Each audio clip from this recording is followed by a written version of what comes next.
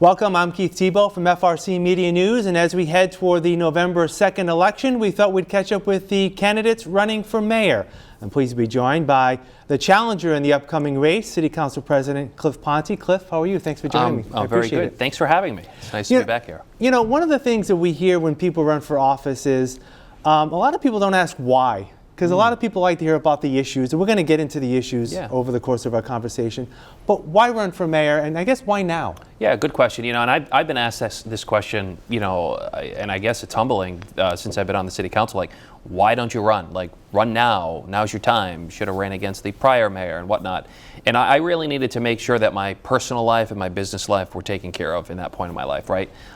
You know, obviously everybody knows, and the mayor's made it a mockery that I'm a successful businessman and I've owned businesses in the city, but I needed to make sure that the people I've empowered and trained to run my businesses while I would assume the duties of mayor full-time were allowing my businesses still run on their own, independently, without me. So that was really my focus these last 6 years. Understanding government, understanding the legislative part of government, understanding being a city councilor, the role of a city councilor. I think that's an important aspect of also being elected mayor, understanding the legislative and the executive process. So I needed to wait for the right time to do it, and the reason I am doing it is because this city needs a steady hand. This city needs a person who is ready to make decisions that is what is in the best interest of Fall River. And what I mean by that is that we need to make sure that we are making decisions not just for the next 2 years, but for 4 years and 6 years from now. We need to make sure that we position ourselves so we don't have to go back to the crises of having $10 a month fees, trash bags. Those are all things that happened that previous mayors took on from previous administrations because there was no planning and no stability in the office. So that's obviously one of the biggest reasons why I'm running, and I think we really need to work as a community about raising our self-esteem and having somebody who has business expertise, understands checks and balances, understands budgeting, is probably going to be in the best interest of the city. When you were interim mayor 2 years ago, did that whet your appetite at all? You know, that was a really interesting time for me because, and I tell this story all the time because I woke up one morning and I was given the keys to the mayor's office. Like, here you go. Like, there was no, you know, if you get elected in November, you have 2 months of transition. You get to meet people. You are able to decide. You have a transition team. I woke up. I was in the mayor's office with Judge Macy and the former mayor. And here are the keys, go at it. And it was like, wow, all right, now I need to bring a steady hand. I need to bring stability to this city. We've been through rocky times, right? That was my biggest priority. And I think I really did a good job of that, uniting the city council at the time and really trying to show the city that those days are behind us. Let's move forward. Let's have a brighter future. And I was proud of that. But did I have did it whet my palate then? I don't want to necessarily say that, but what it did do is it brought out a different expectation of what a mayor does in the role of employees at City Hall. Like, as a city councilor, you know, you have a meeting and you're like, well, I want this by Friday. And sometimes you don't really understand what has to go into creating a document or an analysis or something like that. So that was a really unique time. I really didn't even have time at that point to realize, like, hey, am I going to run for mayor? You know, when am I going to run for mayor? My priority at that time really was to just bring stability back to the city. So I guess why now? You know, Mayor Coogan has told us that he was interested in serving for 2 terms. And that, you know, obviously he can change his mind, right? Obviously. Sure. But why now, knowing that could have been a possibility and you could have had a very easy re-election, more than likely, to the council? Well, first, I never take for granted the run for city council, right? You just never know what could happen. I've been very fortunate. The residents of this community have voted me these last couple of elections, and I've done very well, and I'm proud of that. But I couldn't wait any longer. And honestly, everybody says, well, why don't you just wait, and he's not going to run, maybe nobody runs, and you can just grab the office. Like, I don't do things that are easy. I've never done that in my whole life. I've always been up for a challenge. I'm clearly the underdog right now. I knew I was going to be the underdog in this election. I know all that, right? But I'm running right now because I can't deal with this administration for another 2 years. There's no planning. There's no decision making. He's told school committee members, in the past, I don't want to get into the weeds. Let's just vote on these things. Like, those are his words. And that is not what a leader is. Mr. Coogan was my vice principal at Durfee High School. And he's a nice man. I'm not going to take that away from him. But we need to make sure that we have a leader that is able to make decisions and plan. And we just don't have that right now. And as somebody like myself who is so invested in this community, I can't wait another 2 years. So, that's a big part of your platform, right? That you have plans, and on your website you specify the plans for public safety and education. And we'll talk about some of those specifics in a moment. But you also talk about how it's been, the city has been without a plan for a long period of time. Is there a way that a Ponte plan will actually be better than what we've seen over the past few administrations? I guess some people will say, well, there were some things that were good and there may not have been a plan for that. I guess talk a little bit about, why the city needs a better plan or better planning. Well, I think that first off, it starts with having a vision, right? It starts with having expectations. The businesses that I've operated and that I own, I set a vision and I set expectations for my leadership team and my staff and say, here's my vision, here's the big picture, go implement it, right? You can't have government continue to be status quo if this community is going to be a leader in the Commonwealth of Massachusetts. We can't just sit here and say, let's just go through another 2 years, let's just do this, and let's kick the can down the road. Let's not worry about our financial deficit until after the election so that we can get reelected. Like, that isn't good government. And I know some people have come up to me over the last couple of months and says, you keep talking about a plan, but what are your specifics, right? Which I'm sure you're going to get into with me. Mm-hmm. But we can't go anywhere as a city if we don't have a vision, we don't have expectations, and we don't have government where performance and high evaluations and doing good by the community is the number one priority. Yeah. Let's get into the plan. Okay. You held, as we record this, it's about mid-October as we're recording this, and you may be seeing this anywhere between now and Election Day. But you talked at a press conference last week as we're recording this about the city's deficit and the problems behind that. In your estimation, how important is that problem? How big is that problem? Well, it's a very big problem, and here's what worries me. Well, first off, it's a 50-50 shot who's going to win this election. It's either going to be Paul Coogan or Cliff Ponte. One of us is going to be the mayor of the city of Fall River come January. And what I worry about happening is this can getting kicked down the road about the deficit, and nobody makes any decisions until after November, and then all of a sudden people's tax bills are higher and higher and higher year after year. That's a problem. And it's a big problem, and I got to try to explain it in a way where people will understand it, and I did this at my press conference. We are using one-time ARPA money. Now, the mayor keeps saying that we have until 2024 to use the money, but that doesn't make any sense. We have one-time ARPA money that we're able to use right now. ARPA money is not meant to balance budgets. Now, ARPA money, if people don't understand what that is, it means money that was given to cities and towns because of COVID. It's COVID money, because if COVID didn't happen, we wouldn't have received ARPA money, okay? So we need to understand that when that money goes away and we use salaries to balance a deficit, that next year, if that money's not there, we need to increase the revenue, reduce the expenses, or lay these people off. Those are the only three options that we have. And it really worries me that the current administration isn't dealing with this matter straight on, and they're not being sincere. We have $2.8 million of money that they now can use. They thought they were going to be able to use 4.5, but they can't. They have $1.6 million they owe the schools. That's a little over $3 million right there in a deficit this fiscal year. That carries into next year. Mm-hmm. So we're going to be having to ask ourselves a question. How are we going to pay 100% of net school spending next year when we're shy this year?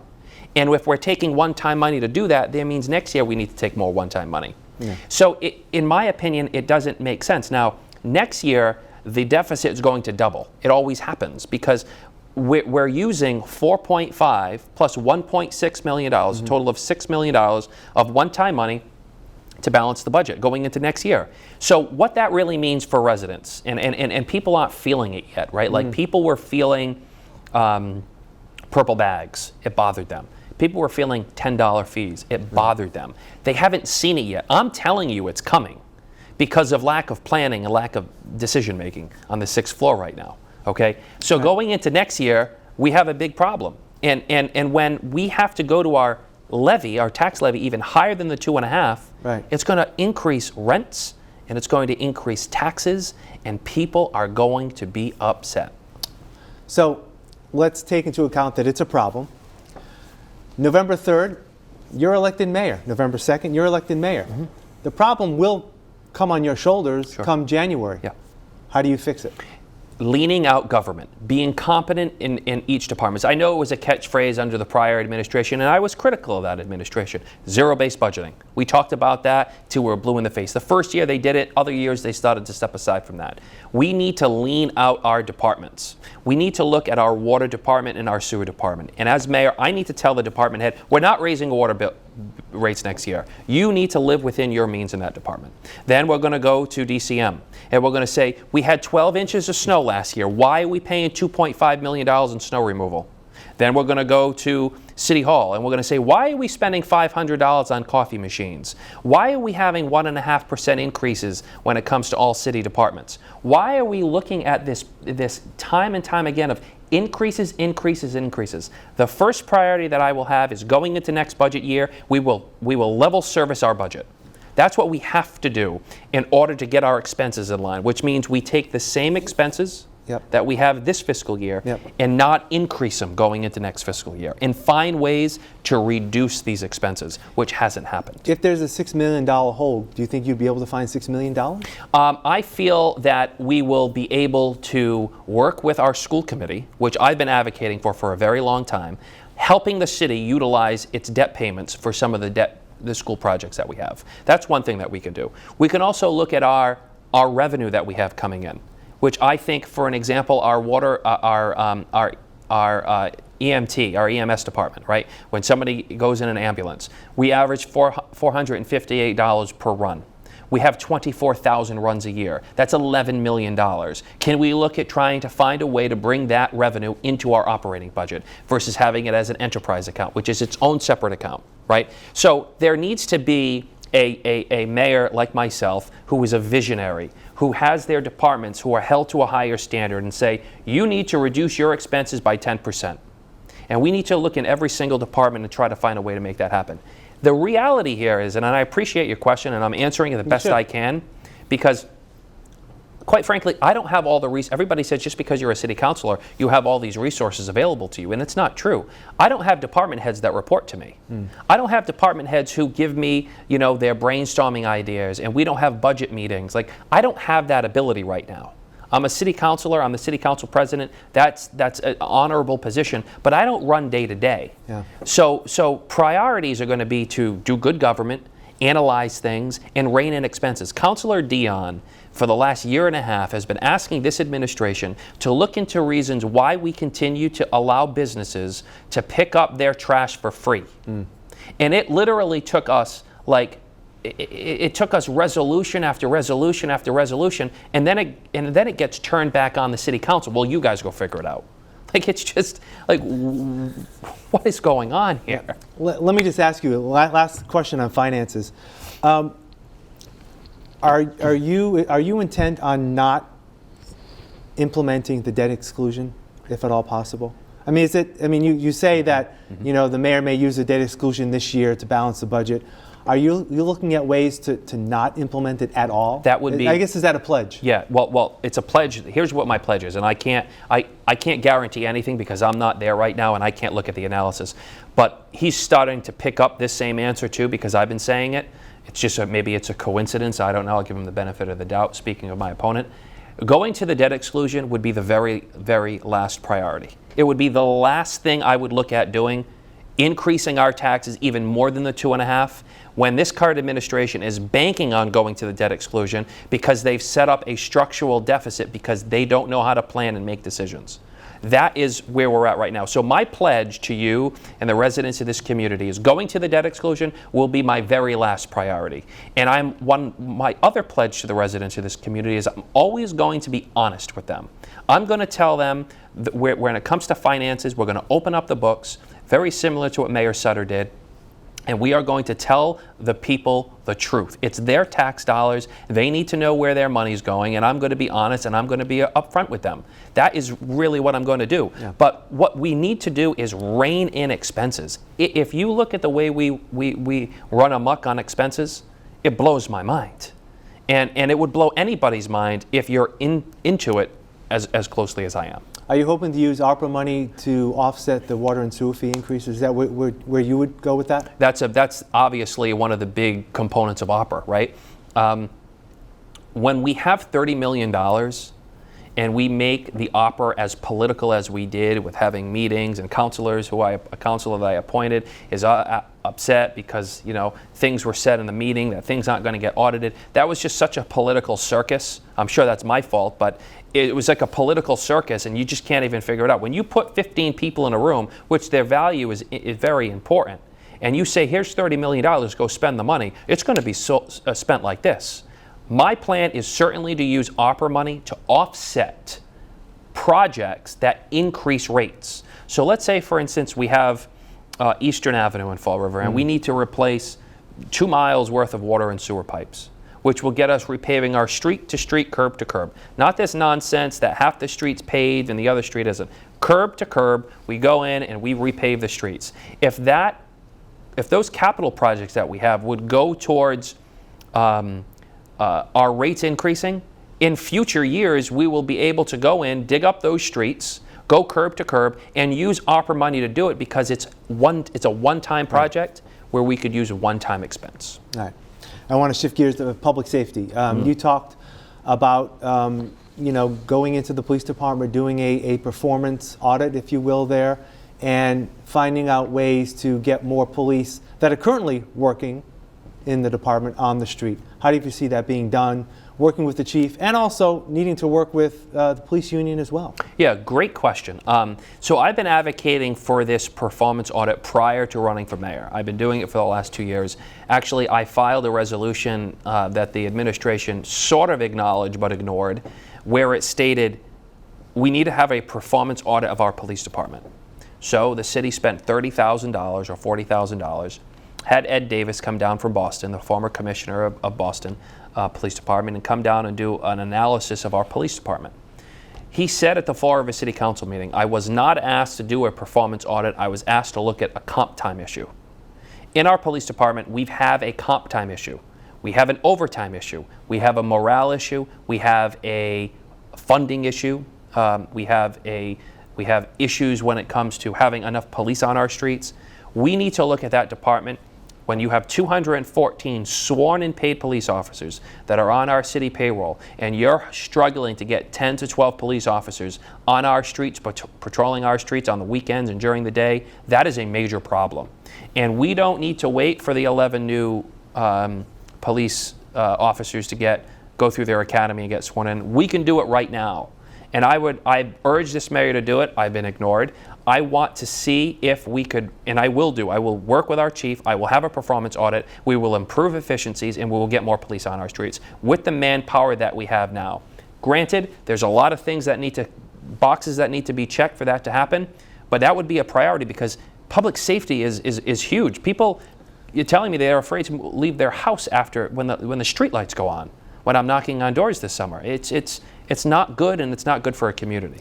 You talked about using one-time money, and are you going to try to find ways to increase the numbers within both police and fire? Mm-hmm. Even if grants become available, when again, that sometimes grants is a one-time funding. That you mentioned it before about at your press conference about the SAFER grant, and how that put firefighters out there, and then we had to take them away. I mean, are you going to look at that, or is that something you hope to continue to build the numbers within the force based on resources that resources that we have available, doing performance audits to reorganize the department, improving efficiencies, looking at revenue within those departments and trying to find a way that we could do these things and get these things done.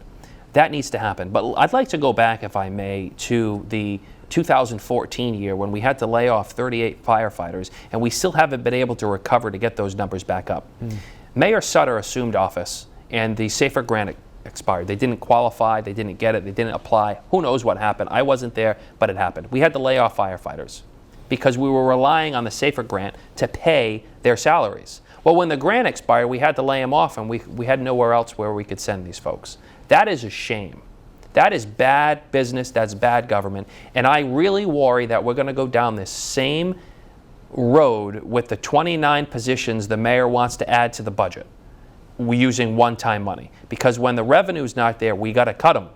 I mean, it's just the way it is. It might not be doing it this month, but decisions are going to have to be made in the foreseeable future.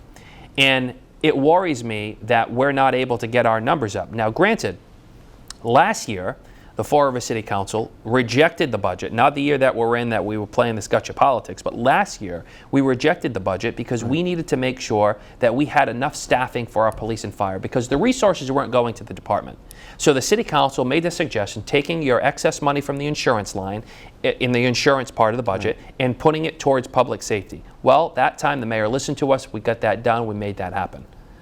But there's still not a plan to get us the 200 firefighters we need. There's no plan to get us back to 225, 230 police officers, because there really isn't an appetite to do anything more than the next 2 years. Yeah. We need to have a 5-year outlook, because I've been saying this all along.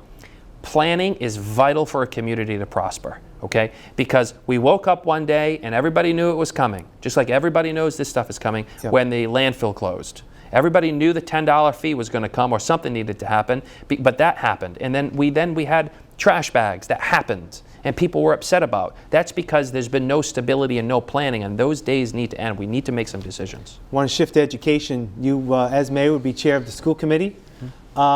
What do you know about the school department, I guess, is the question, and how you can take what you do know about the school department in that role when you become mayor. Well, one thing I do know are the facts from the state, from DESC, that state our school is in the top 10 worst performing school systems when it comes to MCAS scores.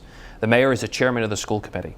In 2017 or 16, whatever year it was that he went to the school committee and I got onto the city council, it was all that same year, I believe it was anyway, that our schools were actually showing growth when it comes to MCAS scores and student growth. Two very important metrics that are used to determine how a school system is doing. Now, granted, let's be real. Everybody hates the MCAS. I don't like the MCAS, but you know what? It comes down to us, and that's what we look at to determine our progress as a district and our progress as a community. We're not performing well. And we've seen increases into administrators and not enough resources into our classroom. And when we see our schools, when we were seeing our school district actually move towards being the top 240 school districts or 230 school districts, we were actually in a position where we were showing growth. We were seeing improvements on MCAS scores. We were seeing improvements on student growth. That has dropped off terribly. And maybe it was because of the prior superintendent who was running amok on our schools and had a horrible morale issue these last couple of years that this current mayor did nothing about. Maybe that's the problem, or maybe we really need to look at making sure that the great teachers that we have in our schools are giving the resources for them to be successful. And right now, I don't believe that we have and this is no knock on school committee members, it's just the facts are that we need to have a expectation set that with all this extra money that we have, that the school system gets every single year per child, that we give those resources to our classroom. Now, I've been saying all along, to our teachers in our classroom, I've been saying all along that free pre-K is a vital opportunity for us as a community. And a lot of people might not know what that is, but if you have a child who who is between 1 and 5 years old or had children, if I could say, you know what, the school system is going to pay for free childcare for your 4-year-old so you can go have a job and working on improving yourself and providing for your family, and you don't have to pay for childcare every month, that is a huge, huge bonus for us. Yeah, and that may come with President Biden and his Build Back Better plan that the Congress is advocating for. But if that doesn't happen, how can the school department pick that up? We don't need to wait for that to happen, quite honestly. We can do it right now. The school department's sitting on $17 million in what they call ESSER 2 funds, more COVID money, right, which I like to refer to as, that we're giving to school districts to, that we're dealing with COVID, which is the whole country was dealing with COVID. So one-time money is a good use of doing one-time things. Like, for instance, if the school department needs to go buy a building for $500,000 right, and make sure the facility is a top-notch facility, and that we can provide that as an anchor, whether it's 1 or 2 or 3 or one major facility where we can house our free pre-K, we will be able to then pick up the per pupil reimbursement from the state every single year that child's in our school district. So really we're getting an amazing return on our investment, because we're taking the child, we're taking the child in for free. And when I say free, I mean you as a family don't have to pay for your 4-year-old to have childcare. We're starting their educational environment and journey quicker. They're starting their literacy skills early. Mm-hmm. They're starting their social skills early, and they're able to start moving their life forward. And so what happens when they go into kindergarten or when they enter our pre-K, we're now going to be able to get reimbursement from the state every single year. So our Chapter 70, which is money we get from the state for education, mm-hmm, goes towards our school district. Yeah. So it's an amazing opportunity that we should be acting on right now and finding a location or two where we can help our community and put more money in the pockets of families. I want to touch upon quality of life issues. You've talked about a street improvement plan. That would be important toward quality of life. Other issues such as, making sure that we can make economic development opportunities grow in terms of creating jobs. How do you foresee that under a Ponte administration? Those types of things in general. I know there's a lot of details in that. Sure. So first thing, an economic development engine is what's huge for all of that, right? I know I've been saying about reorganizing city government, and what I mean by that is trying to utilize people's talents and abilities and try to realign positions. One thing I would like to do as part of my government reorganization is have a main point of contact for economic development and businesses to prosper and be successful.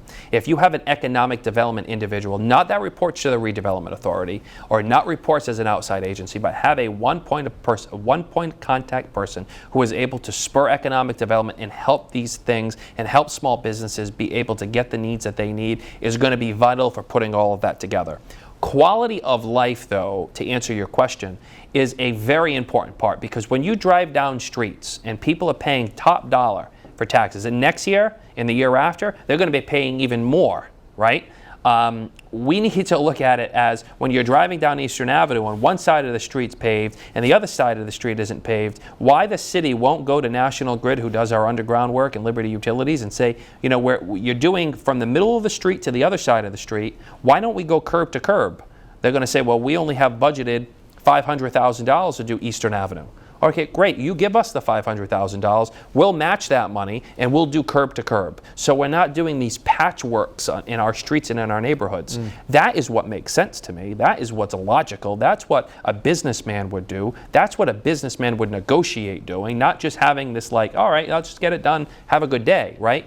Quality of life is getting our streets and our sidewalks preserved and maintained. Having our on-ramps and our off-ramps in the summer, not having our grass go up to our hips and go up to our, higher than our ankles, is totally unacceptable to me. If you want to bring businesses into the city and you've only got one way in and one way out, it's a problem. Talk to Charlie Merrow, who has an amazing organization down on Bedford Street, employs over 350 people in his business. He has one way into his building and one way out of his building.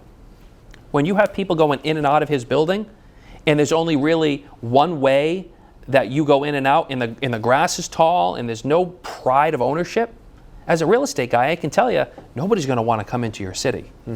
And it really comes to accountability, Keith. It really does. So, One thing I want a brief answer on this because we're running out of time. Talking about expenses, trash. Yeah. Obviously, that expense has gone up exponentially over the past few years. How do you deal with that? We have to rein it in, and you know what? We have to figure out a way where we can find a way to educate our public on the benefits of recycling. Because if people are contaminating their recycling, it costs the city more money. We've seen our solid waste go up almost $2 million over the last 3 years, and there's been no stopping it. There's been no up until just recently, since I announced my run, they bought a new excavator down at DPW, and now they're doing some things to try to save some money. But the cost of tonnage has gone up. We haven't done anything. We need to do more. We need to be innovative. And hey, maybe we have to talk to EZ Disposal about working out a contract extension or doing something to realign routes. Like, these are all things that can happen under an analysis that needs to be done. But a priority of mine is going to be to cut expenses, not increase them. And it starts with solid waste. As we head toward Election Day, from the preliminary election, people will look at those results and say, boy, Cliff's 1,700 votes behind the mayor. Mm-hmm. Do you feel you're 1,700 votes behind the mayor? And if you feel you are, how do you make that up between now and November 2nd? So if you know anything about me, I'm an underdog. I have been my whole life, and I'll work as an underdog. I knew with the polling that we've done that I was not going to win the primary. I knew it because I knew where the polling was. And an incumbent is supposed to win the primary. You can look to Mayor Flanagan versus Kathy Ann Viveris. That was an election that moved both, to Mayor Flanagan. We had 6,000 people that went out and voted. We're expecting 33%. If 33 to 35% go out and vote, we will win the election. I strongly believe that we have the resources, we've connected to enough families that we will win the election. I'm fairly confident that we will, and I hope that we will, but people need to come out and vote. But people, with the polling that I've done, there's a lot of undecided people who aren't sure who they're voting for. That's why debates over these next couple of months are important, which the mayor just totally wants to ignore doing. He only wants to go to half-hour debate on NBC 10. He only wants to do a half-hour debate on WPRI, and he only wants to do 1 hour with you and WSAR. That's 3 hours of debates. That is not fair, in my opinion. We need to have more debates, more forums, so that this community, who I know there's a lot of undecided people, and he does too. That's why he's doing it, because we work the same polls. We know where people are at. We know where the heads are. There are too many undecided people in this city on who they want to vote for, and he doesn't want to debate the issues. And that's a shame, and he's doing a disservice not only to the Portuguese-speaking community, where he totally disrespected last time and doesn't want to debate again. He also doesn't want to do it to other media platforms who are credible and also want to have the opportunity to have their listenership listen to the concerns and the platforms of both candidates. And I find it today, maybe he'll change his mind, not only disrespectful, but I also find it to be a guy who's running on being a full-time mayor who doesn't want to perform the duties of the mayor full-time, like having a debate and talking about if he's been so successful as mayor, then he should be fine having 6 debates over these next couple of weeks, because he can run on his experience, he can run on his platform and his achievements, but there haven't been any, and he has no plan on moving this city forward over the next 2 years. So I'm steadfast. I'm going to be at the debate. Keith, if I'm sitting there by myself and I'm having a town hall meeting and people are asking me questions, I'm going to be there as long as they want, because I've entered this race to open that floor up for people and for them to be subject to these questions. And I'm ready to answer any question anybody has about me, and I'm looking forward to those platforms becoming available. And if he's there, sitting by my side, great. If not, I'll be there by myself. Let me ask you 2 final questions as we wrap up. One, what are your plans over the next few weeks, getting out, meeting more people? And tell us something about Cliff Ponte that people may not know. My plan is to get in front of as many people as we can, knock on as many doors, and utilize the fundings that we've had from fundraising to get our message out, which I think is a better message than his, over the next couple of years. One thing about me that people might not know is, and I appreciate that question, people don't realize the amount of hard work that my family has put into providing a life for my family, right? For my brother. My parents struggled tremendously their entire lives when I was a kid, making ends meet, trying to help us, me and my brother, to really be as great parents for us. I remember specifically when I was in elementary school, I went to a Catholic school till 5th grade. My dad worked midnight till 3 o'clock in the morning at a bar. And then he would leave, he'd sleep for a couple hours, and then he'd go become a gym teacher at my school. And what he did with that, he didn't get paid for that, but the money that he would have made, whether it's a couple hundred a week, it would go towards my tuition every single month. And at that point in my life, I recognized that nothing came easy to my parents.